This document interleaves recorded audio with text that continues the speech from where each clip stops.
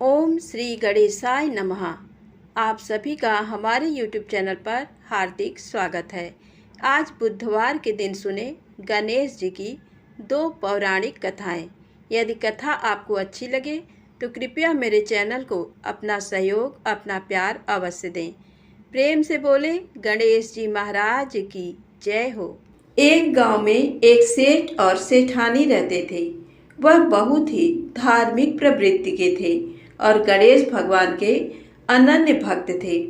वह दोनों बिना चूके हर बुधवार को गणेश जी का व्रत रखते थे और शाम को 11 ब्राह्मणों को भोजन खिलाने के बाद ही अपना व्रत खोलते थे। सेठ जी का काफी बड़ा परिवार था। वह सब आपस में बड़े प्यार और भाईचारे से रहते थे, लेकिन सेठ और सेठानी की कोई संतान नहीं थी। इस विषय पर परिवार और गांव के लोग आपस में काना फूसी करते थे। कहते कि सेठानी 5 है। ये सब बातें सुनकर सेठ और सेठानी बहुत दुखी होते थे। एक बुधवार के दिन सेठ और सेठानी गणेश जी की पूजा संपन्न करके मंदिर से बाहर आ रहे थे। तभी उन्हें सीढ़ियों पर एक छोटा सा बच्चा अकेले बैठा हुआ दिखा। बच्चे को देखते ही दोनों उसके पास गए और पूछा कि तुम्हारे माता पिता कहाँ हैं। लेकिन बच्चे ने अभी तक ठीक से बोलना नहीं सीखा था, इसीलिए वह बोल नहीं पाया। वह दोनों बच्चे के पास शाम तक बैठे रहे। तब तक पंडित जी और सेठ जी ने नौकरों ने आसपास जाकर बच्चे के माता पिता को खोजने की कोशिश की, लेकिन उन्हें बच्चे के माता पिता या बच्चे खोने की कोई खबर नहीं मिली। फिर पंडित जी ने सेठ और सेठानी को बच्चा अपने घर ले जाने के लिए कह दिया। साथ में ये भी कहा कि अगर बच्चे के माता पिता यहाँ पर आते हैं तो मैं स्वयं उन्हें आपके पास ले जाऊंगा। सेठ और सेठानी खुशी खुशी उन्हें नन्हे बालक को अपने साथ घर ले आए। सेठानी ने बच्चे का नाम अपने आराध्य भगवान गणेश जी के नाम पर गणेश रखा और बड़े ही प्यार दुलार से उसका पालन पोषण शुरू कर दिया। कुछ दिनों बाद उसी गांव में एक ठग पति पत्नी आए। उनका इरादा गांव के सबसे अमीर आदमी को ठगने का था। वह दोनों ठग गणेश मंदिर की सीढ़ियों पर बैठे सोच विचार कर रहे थे। वहां पर पंडित जी आए और गांव में अनजान लोगों के दिखते ही उनसे पूछा, क्या आपका बच्चा खो गया है?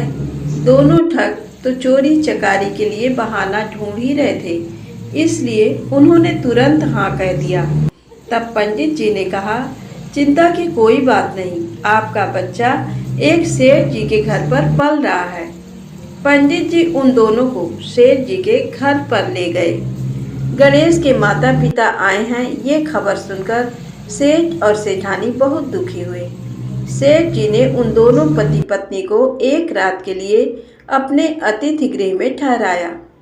अब वह दोनों ठग सिर्फ मौके की फिराक में थे। उसी रात सभी लोग सो जाने के बाद वे ठग एक एक करके सभी कमरों की तलाशी लेने लगे। तलाशी लेते लेते वह दोनों तिजोरी वाले कमरे में पहुंच गए।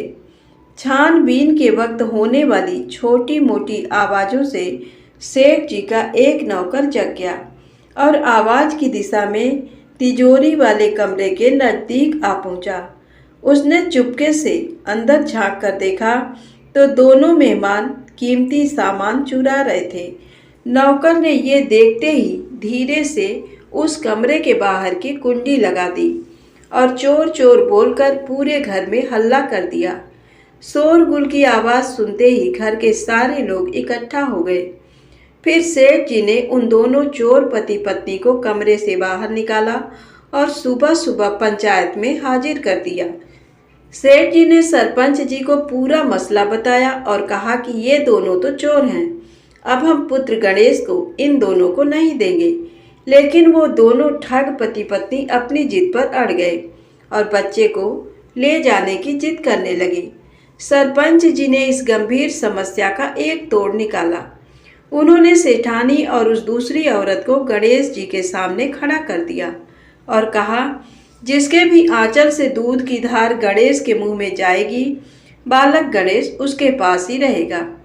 फिर वे दोनों अपने अपने आंचल मुंह के सामने फैलाकर खड़ी हो गई। सेठानी जी मन ही मन गणेश भगवान के नाम का जाप कर रही थी। देखते ही देखते गणेश भगवान की कृपा से सेठानी के आंचल से दूध की एक धार गणेश जी के मुंह में गिरी और इस तरह बालक गणेश सेठ और सेठानी के साथ हमेशा के लिए रहने लगा। गणेश जी की दूसरी कहानी। ये बहुत समय पहले की बात है। एक दिन गणेश जी धरती पर सैर कर रहे थे। सैर करते करते वह एक अनाज के खेत में पहुंच गए और भूख लगने के कारण उन्होंने उस खेत में से 12 अनाज के दाने तोड़कर खा लिए। वह खेत सेठ धनीराम जी का था। कुछ समय बाद गणेश जी को अपने किए पर पछतावा होने लगा, क्योंकि उन्होंने सेठ जी को बिना पूछे ही उनके खेत से अनाज चुरा लिया था। फिर गणेश जी ने सोचा कि अपने किए बुरे कर्म का प्रायश्चित तो करना ही पड़ेगा। इसीलिए उन्होंने सेठ जी के यहाँ 12 साल के लिए नौकरी करने की ठान ली। उसके बाद अगली ही सुबह विनायक जी 13 से 14 साल के एक लड़के का रूप लेकर नौकरी मांगने के लिए धनीराम सेठ जी के घर पर पहुँचे और उन्होंने सेठ जी को अपना नाम गणेश बताया।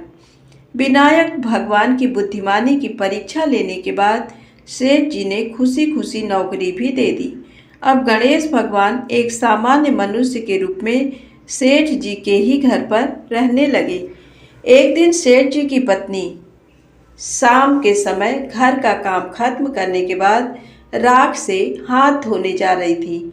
ये देख गणेश जी ने सेठानी जी के हाथ पकड़कर जबरदस्ती मिट्टी से धुलवा दिए। गणेश जी की इस हरकत से सेठानी आग बबूला हो गई और उन्होंने सेठ जी के कमरे में जाकर गणेशा की शिकायत कर दी। सेठानी ने सब कुछ सुनने के बाद सेठ धनीराम ने गणेशा को बुलाया और इस हरकत का कारण पूछा। गणेश जी बोले कि सेठानी शाम के समय राख से हाथ धो रही थी और ऐसा करने से घर की लक्ष्मी नाराज होकर चली जाती हैं, इसीलिए मैंने उनके हाथ मिट्टी से धुलवाए। इससे घर पर माता लक्ष्मी की कृपा बनी रहती है। ये सब सुनकर सेठ जी ने सोचा, गणेशा की सोच तो बड़ी अच्छी है। उसके कुछ दिन बाद कुंभ मेले का शुभ अवसर आया। सेठ जी ने गणेशा को बुलाया और कहा, सेठानी जी को कुंभ मेले में स्नान करा लाओ। अब सेठानी और गणेशा स्नान के लिए मेले में पहुँचे। वहां पहुंचने के बाद सेठानी नदी के किनारे बैठकर नहाने लगी। उन्हें ऐसा करते देख गणेशा दौड़ कर आए और सेठानी जी के दोनों हाथ पकड़कर उन्हें नदी के अंदर लेकर गए। उनसे पानी में डुबकी लगवाई और फिर किनारे पर ले आए। अब गणेशा की इस हरकत से तो सेठानी का गुस्सा 7वें आसमान पर पहुंच गया।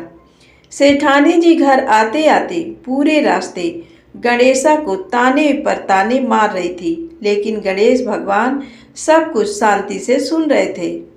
घर आते ही सेठानी ने सेठ जी के पास फिर से गणेशा की शिकायत कर दी।